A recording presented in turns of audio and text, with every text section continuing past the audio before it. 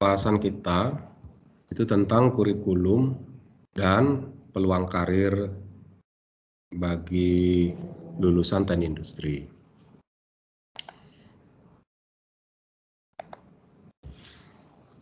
Nah, yang pertama sekali kita bicara kurikulum. Setiap kurikulum itu pasti punya apa yang menjadi tujuan. Nah, tujuan pendidikan program studi atau program educational objective teknik industri di Universitas Andalas. Yang pertama itu, lulusan diharapkan memiliki profesionalisme dan peran kepemimpinan dalam organisasi, industri, atau organisasi lainnya yang relevan. Jadi graduates are expected to attain professionalism and leadership role within industrial organization or other related organization. Nah, di sini kata kuncinya adalah profesional dan leadership. Oleh karena itu, proses belajarnya itu ada belajar berkelompok secara kurikuler.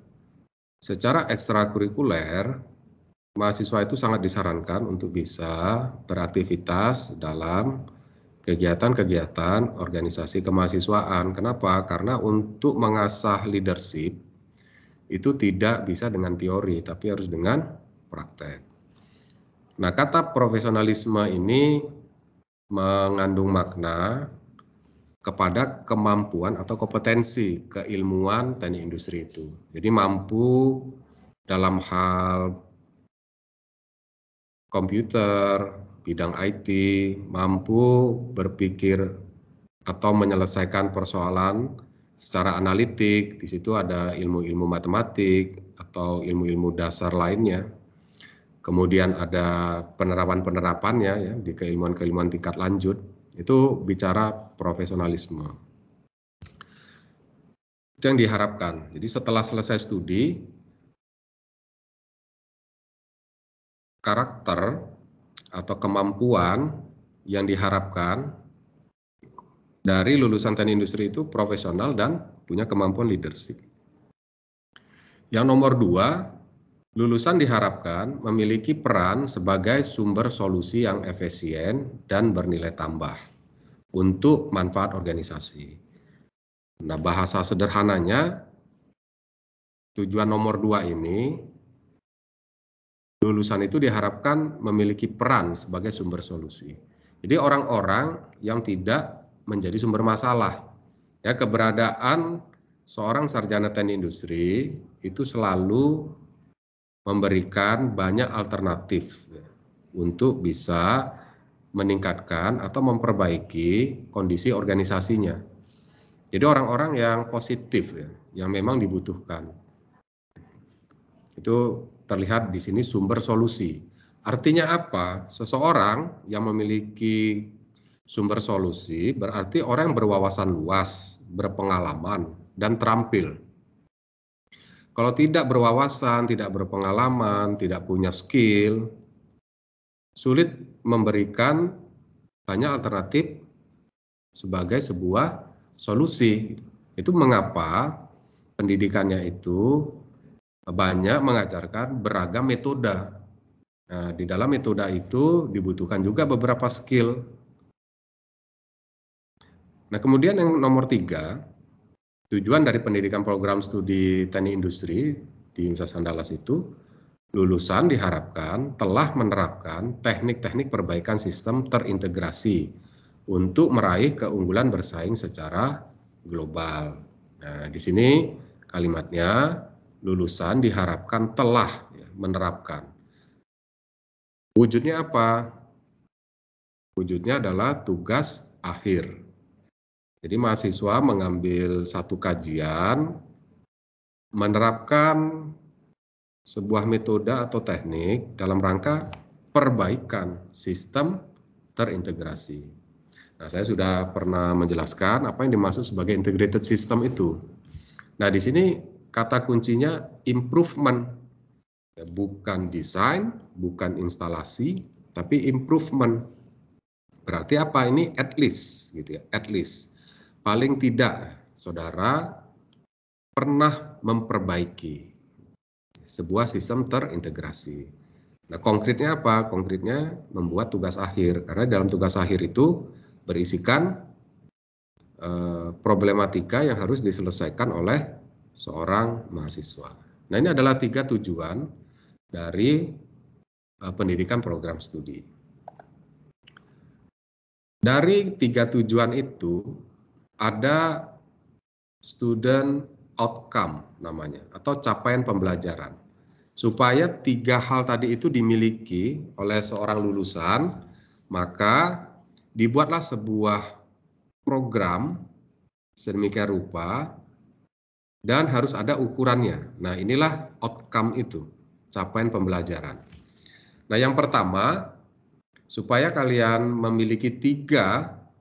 bisa memiliki 3 hal tadi, maka yang harus diukur kemampuan mahasiswa itu yang pertama adalah kemampuan untuk mengidentifikasi, merumuskan, dan menyelesaikan permasalahan keteknikan yang kompleks dengan menerapkan prinsip-prinsip keteknikan, sains, dan matematik.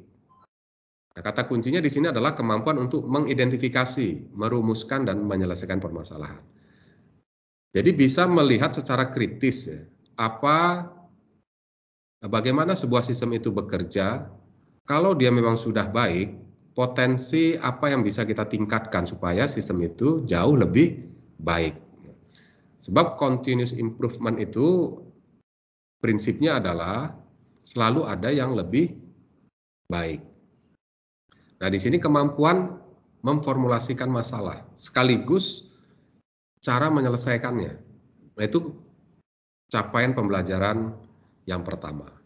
Yang kedua, dari pendidikan di teknik industri itu, mahasiswa diharapkan atau diberikan kemampuan untuk menerapkan rancangan keteknikan untuk menghasilkan solusi yang memenuhi kebutuhan yang telah ditentukan dengan pertimbangan kesehatan, keselamatan, dan kesejahteraan umum.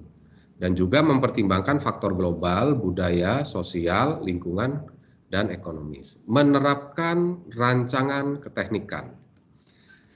Ada mata kuliah nanti memang membuat sesuatu, misalnya membuat produk, membuat pabrik, merancang proses, merancang sistem informasi. Nah, ini bagian dari capaian pembelajaran. Supaya ketika lulus, 3 objektif dari program studi tadi bisa terpenuhi. Nah, kita lanjutkan untuk capaian pembelajaran berikutnya yang nomor 3. Ya, pendidikan di teknik industri ini memberikan kemampuan kepada mahasiswa ya untuk berkomunikasi secara efektif dengan sekelompok hadirin atau pendengar. Jadi harus bisa presentasi, bisa berdiskusi, memberikan pertanyaan, bisa memberikan jawaban, mampu memaparkan pikiran-pikiran, ide-ide. Nah, itu kemampuannya. Itu mengapa di setiap kesempatan mahasiswa itu diminta untuk memberikan pertanyaan. Bagi mahasiswa yang sudah mampu memberikan pertanyaan, berarti mahasiswa tersebut sudah mempunyai kemampuan untuk berkomunikasi secara efektif. Tidak takut, tidak sungkan, tidak malu. Nah, juga kemampuan untuk bisa menjawab ketika diberikan pertanyaan. Nah, ini di beberapa mata kuliah ada berupa kegiatan presentasi, kerja kelompok. Yang nomor 4, kemampuan untuk mengetahui tanggung jawab secara profesional dan etis dalam situasi keteknikan dan membuat penilaian berdasarkan informasi yang diperoleh yang harus mempertimbangkan dampak solusi keteknikan dalam konteks global, ekonomis, lingkungan, dan sosial. Kata kuncinya di sini adalah tanggung jawab secara profesional dan etika.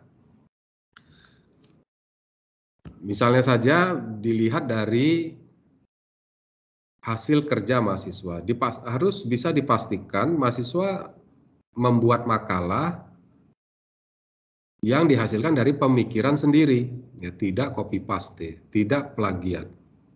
Nah, itu salah satu contoh etika.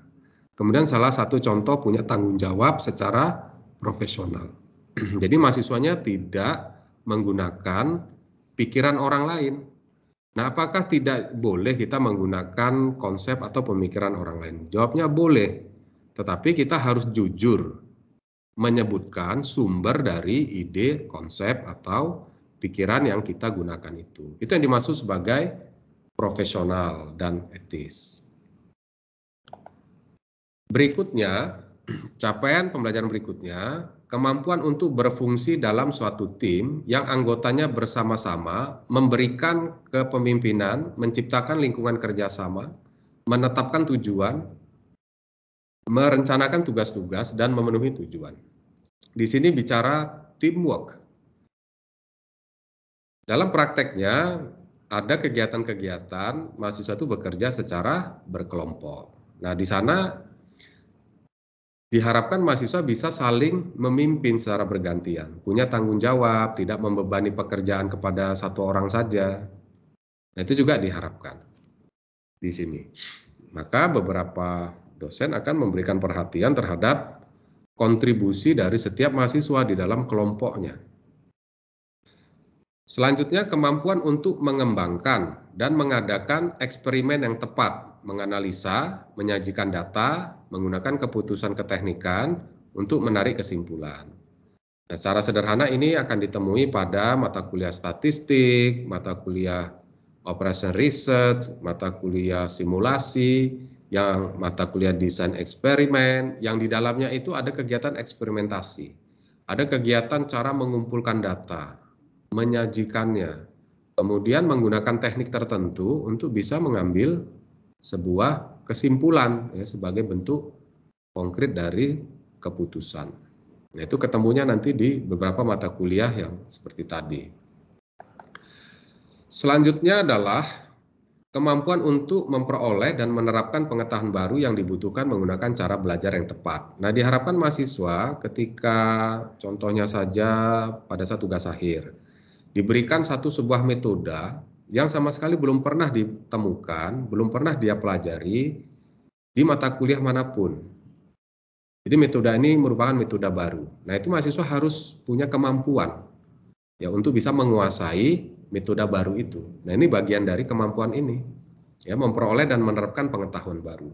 Dia akan cari literatur, cari buku untuk bisa mempelajari lebih dalam metode baru tersebut yang memang tidak pernah dia temukan di kelas, tapi ditemukan dari dosen misalnya, atau dari diskusi dengan teman dari jurusan lain, atau terinspirasi dari membaca buku. Yang kedelapan, kemampuan untuk menerapkan keterampilan dasar kewirausahaan. Nah, ini merupakan spesifikasi yang ada di Universitas Andalas. Diharapkan mahasiswa kita punya sense dan science dalam entrepreneurship. Nah, ini merupakan 8 student outcomes. Student outcomes inilah yang akan diterapkan di dalam rangkaian perkuliahan di setiap mata kuliah. Mungkin ada satu mata kuliah bicaranya entrepreneur, kemampuan komunikasi, kemampuan kerja tim, itu saja yang menjadi outcomes. Ada juga mata pelajarannya, mata kuliahnya itu bicara mengidentifikasi, merumuskan, menyelesaikan masalah, menerapkan metode keteknikan, gitu ya. Jadi setiap mata kuliah itu akan menuju kepada beberapa student outcomes. Tidak harus sekaligus 8 ya. Ini ada satu mata kuliah, misalkan pengantar teknik industri. Nah, ini student outcomes-nya apa? Maka dicarilah student outcomes yang mampu dipenuhi dari konten mata kuliah ini. Jadi tidak harus langsung sekaligus 8. Berikut adalah kurikulumnya yang memang sudah disosialisasikan sejak awal. Nah, dari sini saudara akan tahu bagaimana tadi objektifnya, bagaimana student outcomes-nya. Kemudian untuk bisa mencapai objektif yang 3 tadi, kemudian memenuhi capaian pembelajaran tadi, Tools-nya apa? Alatnya apa? Alatnya adalah mata kuliah ini yang ada di setiap semester. Nah, di semester 1 ada beberapa mata kuliah, baik yang sifatnya umum maupun sudah mengarah kepada keteknikan yang disebut namanya Basic Engineering Science. Itu apa? Menggambar teknik, pengetahuan lingkungan, pengantar teknik industri, gitu. Nah, kalau pengantar teknik industri ini masuk kategori Basic Industrial Engineering Science. Nah, saudara ambil 21 SKS. Nanti di semester 2, berapapun IP saudara, itu tetap ambil 21 SKS. Yang dikenal dengan istilah paket. Ya. Nah, ini juga ada mata kuliahnya, ada kalkulus, fisika dasar, ini kan semua mata kuliah basic science. Kalau diperhatikan, engineering science-nya mekanika teknik, gitu. Program komputer, etika profesi ini lebih kepada capaian pembelajaran yang berkaitan dengan tanggung jawab, perilaku tanggung jawab. Nah, kita lihat lagi di mata kuliah pada semester 3, sudah mulai kelihatan engineering dan industrial engineering-nya. Matriks ruang vektor, ini masih bicara matematik, material teknik, ini sudah bicara engineering, proses manufaktur, ini engineering, statistik industri, ini sudah industrial engineering. Perancangan dan pengukuran sistem kerja, nah, ini sudah mengarah kepada salah satu body of knowledge dari industrial engineering. Organisasi dan manajemen perusahaan industri, ini juga sudah mengarah kepada salah satu komponen body of knowledge industrial engineering. Pengetahuan energi, ini juga sudah mengarah kepada Industrial Engineering Science. Nanti bisa dilihat itu dari kode-kode mata kuliahnya. Kalau kode mata kuliah TIN ini sudah masuk pada ranah engineering. Nah, demikian juga di semester 4 masih ketemu lagi matematika berupa kalkulus peubah banyak. Rekayasa dan perancangan data ini sudah masuk wilayah information science atau information engineering, ya, salah satu body of knowledge dari industrial engineering. Ketemu operation research, ketemu statistik, kemudian ketemu analisis dan estimasi biaya. Nah, ini juga bagian-bagian dari body of knowledge. Ya. Perencanaan dan pengendalian produksi, sistem rantai pasok. Nah, berikutnya naik lagi di semester 5, semester 6. Di sini sudah mulai ada program-program khusus ya, yang dikenal dengan Merdeka Belajar Kampus Merdeka pada saat ini.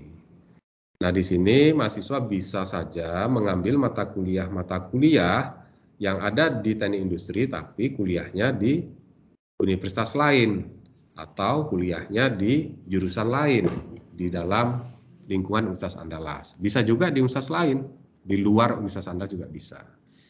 Ya. Di sini mata kuliahnya sudah spesifik mengarah kepada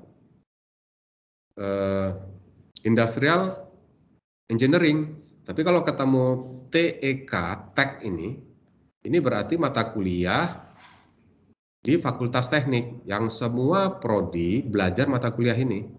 Jadi merupakan mata kuliah yang diampu oleh fakultas. Maka kodenya TEK. Kalau kodenya TIN adalah mata kuliah yang spesifik di teknik industri. Kemudian AND ini mata kuliah yang dikelola oleh universitas. Nah, jadi mata kuliah kewirausahaan ini yang dikelola oleh universitas. Meskipun nanti pelaksanaannya dilaksanakan oleh dosen-dosen yang ada di jurusan. Tetapi mata kuliah ini adalah wajib universitas. Kalau ekonomi teknik adalah mata kuliah wajib fakultas teknik. Demikian juga di semester 7, ini semester 6. Di sini kita udah mulai ketemu mata kuliah yang sangat spesifik. Ada perancangan tata letak fasilitas, analisis dan perancangan perusahaan, simulasi sistem, metodologi penelitian, perancangan dan pengembangan produk, elektronika, dan otomasi industri, Kemudian ada kuliah kerja nyata. Ini mata kuliah wajib tingkat universitas, maka kodenya AND. Kemudian ada kerja praktek. Nah, 78 ini sudah puncaknya. Isinya adalah mata kuliah pilihan. Jadi ada beberapa bidang-bidang yang dapat dipilih oleh mahasiswa. Misalnya nanti konsentrasinya ke manufaktur. Maka lihat daftar mata kuliah pilihan bidang rekayasa sistem manufaktur.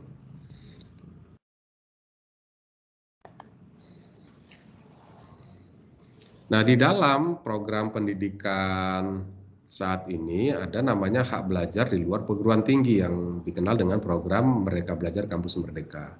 Itu nanti ada paket magang bersertifikat. Ini pekerjaannya 6 bulan. Ada 20 SKS yang akan diakui. 14 SKS ada di tingkat universitas, 6 SKS dapat diambil dari mata kuliah pilihan di teknik industri. Tapi nanti kuliahnya di lapangan, di tempat perusahaan yang menerima mahasiswa. Jadi mahasiswa nanti melamar, kemudian akan diseleksi, dan bekerjalah selama 6 bulan di sana. Akan ada assessment, ya ada prosedur-prosedur dan tata caranya di sana. Tapi ini 6 bulan di lapangan. Gitu ya. Kemudian ada juga program membangun desa, sama juga membangun desa ini. Bisa 20 SKS. Ada juga kegiatan wirausaha, ada kegiatan asistensi penelitian atau riset, ada studi atau proyek independen, ada proyek kemanusiaan, ada asistensi mengajar, ini menjadi guru ya di sekolah-sekolah SD kah, SMP kah atau SMA, ada kegiatan penanggulangan bencana. Ini adalah paket-paket program Merdeka Belajar Kampus Merdeka yang dilakukan oleh mahasiswa di luar universitas. Jadi ada di lapangan. Yang pengakuan SKS-nya itu ada 20 SKS. Kapan ini boleh dimulai? Boleh dimulai minimal semester 5. Sudah bisa memulai. Tapi hanya saja kegiatannya total di luar kampus. Jadi tidak bisa mahasiswa mengambil mata kuliah yang harus ada kelasnya gitu. Karena nanti tidak sejalan ya. Makanya banyak mahasiswa semester 7 yang pada mengambil program ini supaya mereka sekali jalan dengan tugas akhir maupun mata kuliah pilihan. Berikutnya kita bicara beberapa profesi di teknik industri atau peluang karir yang berkembang saat ini dan akan datang.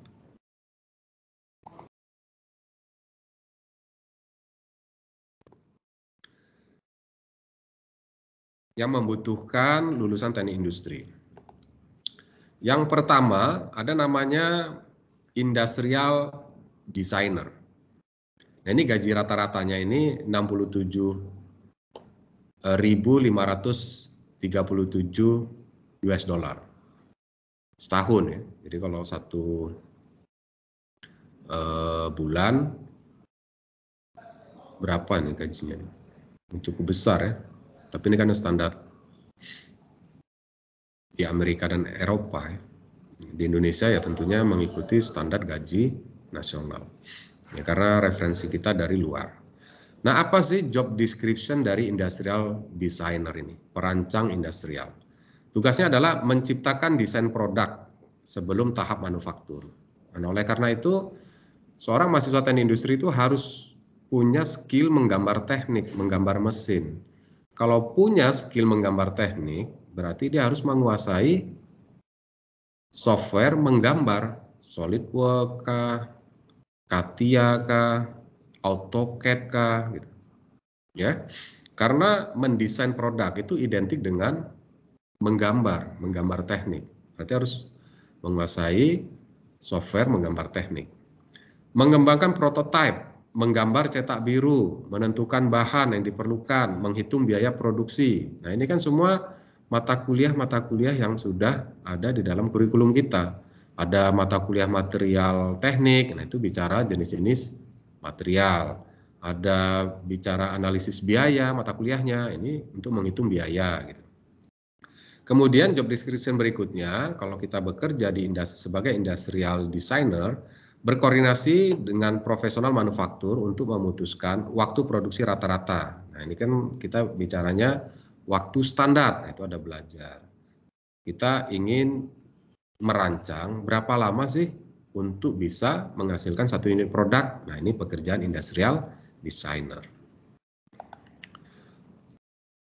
Karir kedua, manufacturing production supervisor, pengawas produksi manufaktur. Nah, gajinya sekitar 67.000. Tugasnya apa? Job description dari manufacturing production supervisor ini, yaitu mengawasi operasi harian dari satu atau lebih lantai produksi. Jadi kegiatan di sebuah pabrik, nah ini menjadi tanggung jawab supervisor production. Mendelegasikan tugas produksi di antar karyawan. Jadi ngatur-ngatur, kamu kerja di sana, kamu ngerjakan yang ini ya, gitu. Meninjau catatan produksi, jadi menganalisis ini berapa banyak produksi hari ini, berapa target, apakah tercapai atau tidak. Jika tidak tercapai, langsung dianalisis, apa penyebabnya, kemudian dilakukan tindakan. Menentukan cara mengkalibrasi peralatan untuk hasil produksi yang berkualitas. Artinya, profesi ini mengharuskan mahasiswa teknik industri itu menguasai berbagai macam jenis peralatan atau mesin-mesin produksi. Berikutnya, profesi supply chain analyst. Ini gajinya 70-an ribu per tahun ya. Apa job description dari karir ini? Yaitu seorang analis rantai pasok menggunakan laporan dan data pada setiap tahap rantai pasok, termasuk dari tahap perencanaan hingga pengangkutan barang. Ini ada mata kuliahnya, nama mata kuliahnya sistem rantai pasok. Isinya ya seperti job description ini, menentukan apakah standar manufaktur dan transportasi saat ini bekerja sama dengan baik. Nah, dia mengkoordinasikan, mengharmonisasikan antara orang pabrik yang memproduksi dengan orang distribusi atau orang marketing ya, karena mereka yang akan mengirimkan produk kepada pelanggan. Menentukan cara terbaik untuk memaksimalkan proses rantai pasok. Ini pekerjaan supply chain analyst. Berikutnya adalah cost estimator. Nah, ini jelas mata kuliahnya ada estimasi biaya tadi. Gaji rata-ratanya 73 ribuan. Apa job description-nya? Berkolaborasi dengan perusahaan, artinya dengan manajemen ya, dengan bagian manufaktur, dengan bagian konstruksi, untuk biaya yang diperlukan dalam membangun infrastruktur atau memproduksi produk. Jadi kalau ada sebuah produk, kenapa menjadi sangat mahal sekali? Nah ini nanti cost estimator diminta menganalisis. Apa yang menyebabkan biaya produksinya kok begitu mahal? Maka seorang industrial engineering yang berprofesi di cost estimator itu harus tahu proses manufaktur, harus tahu jenis-jenis mesin, harus tahu jenis-jenis bahan. Kalau tidak paham, tidak mungkin dia bisa menghitung besaran biaya karena dia tidak tahu secara teknis. Nah, itu mengapa ada mata kuliah material teknik, proses manufaktur, selain mata kuliah estimasi biaya. Kemudian job deskripsinya juga berkonsultasi dengan pakar industri dan meninjau biaya relatif ya untuk melakukan aktivitas di area tertentu. Di sini dibutuhkan kemampuan komunikasi ya, menjalin komunikasi yang baik dengan banyak pihak ya untuk bisa meninjau atau mengevaluasi biaya-biaya yang muncul ya, di dalam rantai produksi. Apakah ini sudah akurat cara kita menghitung biaya? Atau justru ada kesalahan dari cara kita menghitung biaya? Ini cost estimator yang merumuskan. Bagaimana metodenya? Bagaimana cara mengumpulkan datanya? Bagaimana cara menghitungnya? Menyajikan gambaran realistis tentang apa yang dibutuhkan klien untuk mencapai tujuan bisnis. Ya, karena ini terkait dengan besaran biaya, tentunya cost estimator itu memberikan penjelasan kepada bagian marketing kenapa harga produk ini mahal. Sehingga bagian marketing nanti bisa mengemasnya sedemikian rupa supaya harga produk yang mahal ini tidak menurunkan daya saing ya, dari pesaing lainnya. Ketika pesaing lain berhasil menjual produk dengan harga yang lebih murah dari produk kita. Kemudian ada namanya mechanical designer. Ini gajinya 73.000. Tugasnya mengembangkan desain untuk mesin. Jadi merancang mesin supaya mesin itu bisa memproduksi dalam jumlah banyak dalam waktu yang lebih singkat, itu misalnya. Jadi mengembangkan desain. Menggambar cetak biru, menentukan bahan baku yang digunakan dan menjalankan tes. Jadi mengetes prototype. Ini mechanical designer juga.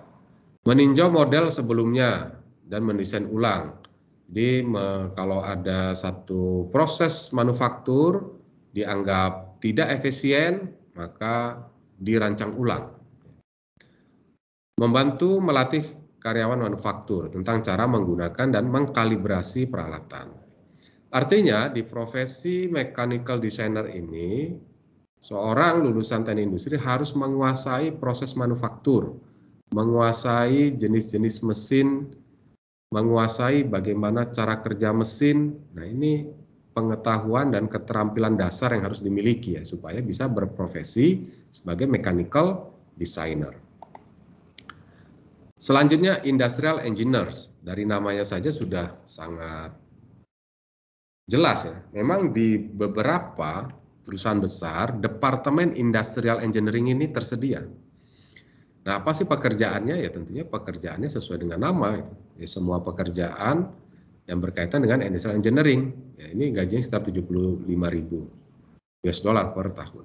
Nah, hanya saja yang perlu diperhatikan di dalam perusahaan, departemen industrial engineering itu kerjanya mengembangkan strategi. Nah, untuk meningkatkan proses manufaktur dan mengurangi limbah. Ini perhatikan. Seorang industrial engineering di profesi industrial engineer ini adalah orang-orang yang mumpuni ya di dalam merumuskan strategi.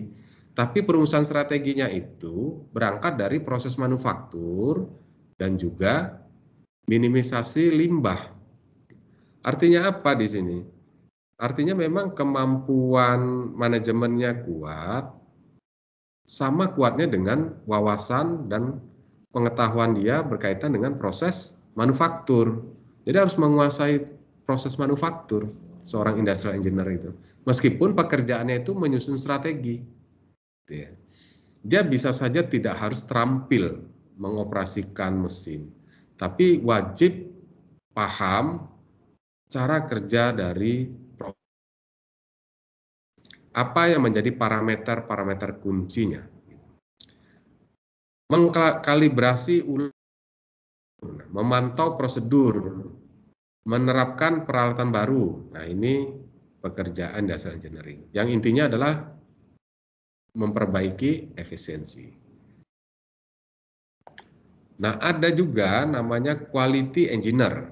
Ini 75.000-an juga gajinya. Tugas utamanya ya memastikan bahwasannya produk itu berkualitas yang kita buat. Membantu menetapkan prosedur produksi dan merestrukturisasi sistem produksi jika perlu. Mengawasi karyawan selama proses perakitan produk dan menginstruksikan mereka tentang cara menyelesaikan pemeriksaan kualitas. Menyimpan catatan untuk melacak kemajuan kebijakan dan prosedur baru. Jadi quality engineer concernnya kepada quality. Ya. Bicara rumusan standar, kalau sudah ada rumusan standarnya, bicara bagaimana cara memakai standar-standar itu. Jadi ada standar operating procedure, jadi menyusun bagaimana sih cara membuat produk. Di mesin turning, ada proses turning, ada proses milling, itu dibuatkan SOP-nya supaya pekerja, operator, bisa melakukan proses sesuai dengan prosedur baku. Selanjutnya ada namanya profesi manufacturing engineer. Ini setelah 81.000. Memastikan proses manufaktur yang efisien di pabrik. Nah, di sini ada kata-kata efisien, gitu ya. Memantau proses produksi, nah, dipantau itu kegiatan produksi dari bahan baku sampai menjadi sebuah produk jadi. Menggunakan perangkat lunak, merancang sistem baru, membantu mengkalibrasi peralatan. Nah, ini adalah pekerjaan manufacturing engineer. Jadi pekerjaannya ada di lantai produksi. Lihat di sini bahwasannya menggunakan perangkat lunak, meskipun computer aided design, tetapi pesan umumnya adalah seorang industrial engineer, seorang lulusan sarjana teknik industri itu harus menguasai software. Software wajib dikuasai. Program komputer itu wajib dikuasai. Membantu memasang atau memperbaiki peralatan. Nah, ini manufacturing engineer. Berikutnya profesi energy efficiency engineer. Nah, kita kan ada belajar, salah satu body of knowledge-nya adalah facility and energy management. Nah, ini ada pekerjaan namanya energy efficiency engineer. Gajinya 85.000. Melakukan audit energi, membantu klien menyesuaikan diri dengan sistem yang lebih hemat energi. Mengurangi pemborosan energi, memasang, meningkatkan sistem energi sesuai dengan anggaran yang tersedia. Nah, ini pekerjaan energy efficiency engineer. Concernnya adalah kepada mengelola sumber energi, mengelola cara pakai energi itu. Nah, ini juga sebuah profesi ya. Karena energi ini salah satu komponen yang paling besar kontribusi biayanya.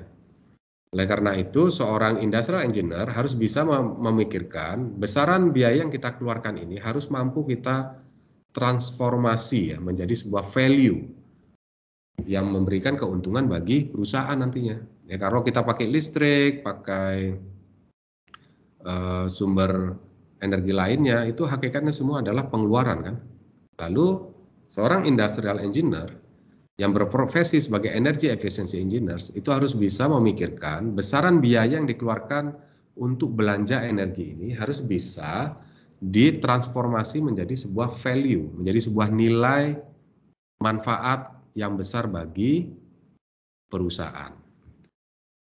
Contohnya apa? Contohnya misalnya listriknya tidak pernah mati sehingga pabrik sukses mulus melakukan proses produksi. Bayangkan ketika sedang terjadi atau berjalan proses produksi, listriknya mati. Ketika mati, bisa saja beberapa produk itu masih dalam proses mendadak mati, bisa jadi rusak, jadi reject. Akibatnya apa? Akibat kalau produk reject kan biaya. Kita sudah keluarkan biaya material, kita sudah keluarkan biaya untuk tenaga kerja, ternyata produknya tidak bisa dijual. Nah, itu kan membuang uang secara percuma. Berikutnya proses engineer. Ini gajinya 88.000. Pekerjaannya apa? Menggunakan pengetahuan tentang bahan baku, peralatan manufaktur untuk membantu proses produksi. Ini menggunakan pengetahuan tentang bahan baku. Concernnya adalah di sini raw material. Membantu menciptakan berbagai produk. Jadi proses engineer ini bicaranya adalah bahan baku dan juga produk jadi. Nah, itu concern dari proses engineer. Selanjutnya mechanical engineer. Nah, ini tugasnya tunggal, merancang, memasang, memperbaiki bermacam-macam mesin dan peralatan. Gajinya besar nih, 95.000. Berikutnya adalah occupational health and safety manager. Nah, ini memang levelnya manager. Manager keselamatan dan kesehatan kerja. Ini gajinya 96.000. Tugasnya apa? Menetapkan prosedur ke K3. Mengembangkan rencana untuk meminimalkan resiko. Melakukan pelatihan. Nah, ini pekerjaan manajer K3. Baik, demikian saja penyajian untuk topik ini. Selanjutnya kita bisa berdiskusi melalui tanya jawab kalau ada bagian-bagian tertentu yang saudara masih belum mengerti. Oke, saya persilahkan.